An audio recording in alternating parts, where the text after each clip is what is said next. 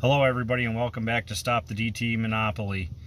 Just wanted to give everybody a quick update that DTE reattempted installing the no radio meter again today. So they came out on June 6th and got shot down by me, and they came out again today, and I was able to get my neighbor to go down, and the guy from DT had already gotten into his truck and it was raining, so my neighbor just bailed out of there, called me and let me know that they were moving out. So they had another failed attempt today. Apparently the last tech that came out didn't pass along the memo that I don't want the new meter. I'm looking at this as harassment.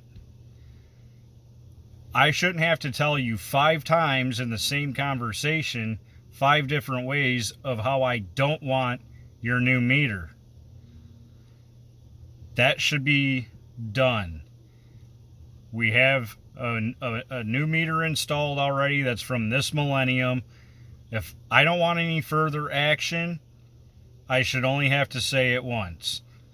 DTE isn't taking no for an answer on these no radio garbage meters that they're trying to force on us now, on the opt-outs now. So more retaliation, more harassment, all coming from the powers that be at DTE. So heads up, they're going to keep doing this, and they're going to keep trying to put these new meters on, and we need to stay on it, stay vigilant, keep an eye out, and keep kicking these clowns off your property. Pay your bill. Don't give them a reason to shut you off, because they're going to shut you off for anything that they want anyway, or no reason at all. So don't give them that one reason. With that, I got to get back to work, but just wanted to give everybody a quick heads up.